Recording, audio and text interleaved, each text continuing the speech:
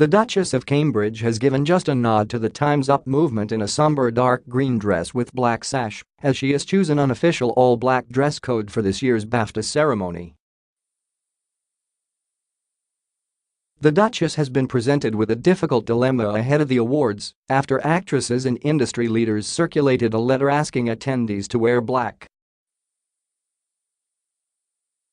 Members of the royal family are supposed to avoid all political statements, leaving the Duchess with a stark choice between being accused of overstepping her position or being the only woman wearing color. In the event, she took the middle ground, wearing a dark green Jenny Packham gown with a black sash to blend in with the dark dress code. Neither the Duke or the Duchess appeared to be wearing the Time's Up lapel pin, which many others had donned to walk the red carpet. A spokesman for Kensington Palace did not comment on the choice. It comes after nearly 200 women in the film industry have already signed an open letter demanding the eradication of sexual harassment from across all industries, using Bafta as a moment to celebrate this tremendous moment of solidarity and unity.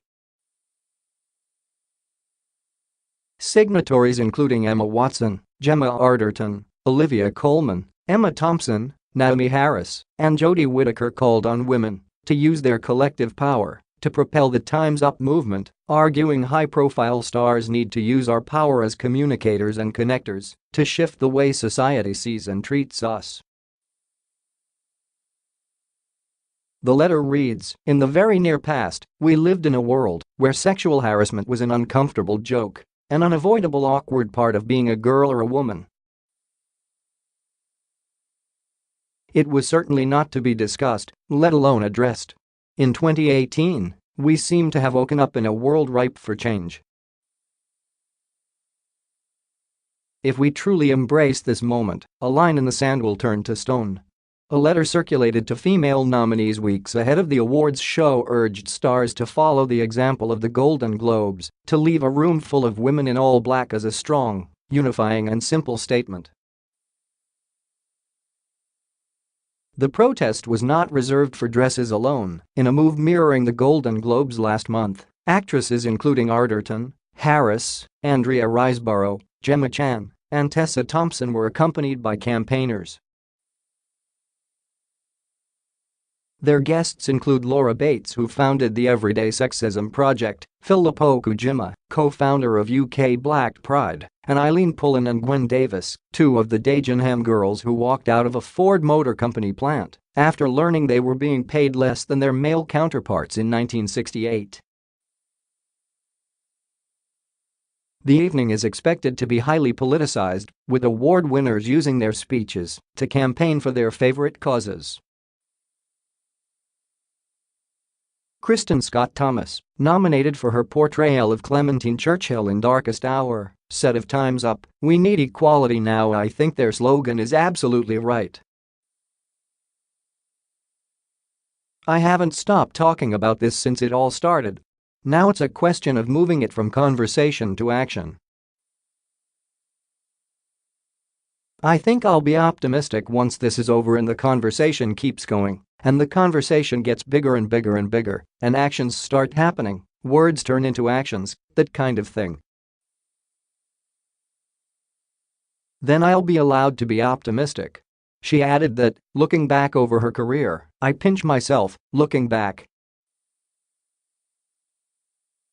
Why did I let myself do that? I get cross and angry, retrospectively."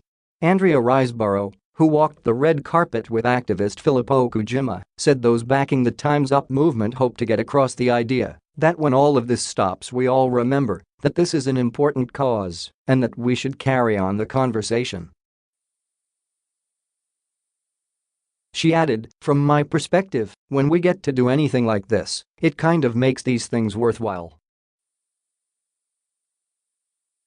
I'm here tonight to stand in solidarity with every woman, every person in the world who has suffered sexual abuse in the workplace. Gemma Arterton walked the red carpet with Eileen Pullen and Gwen Davis, two of the 187 Dagenham girls who walked out of the Ford Motor Company's Dagenham plant in June 1968 after learning their work was classified as unskilled, leaving their pay 15% below that of their male counterparts.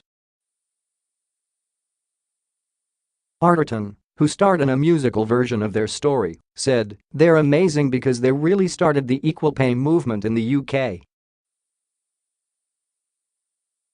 I thought it was really fitting, and I'm really happy and proud that I'm with Gwen and Eileen because they represent a normal person speaking up for what is actually right. The main thing we want to say tonight is we're here for you and we will listen."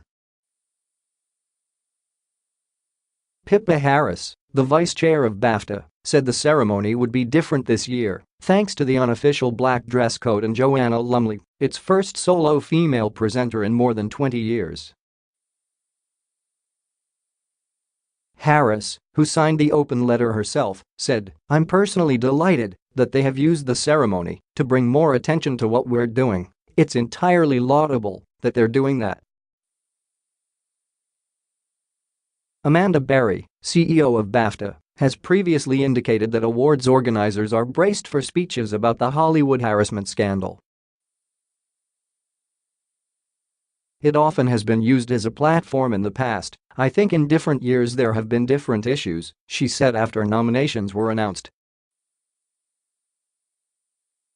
"People obviously feel it's a very powerful platform.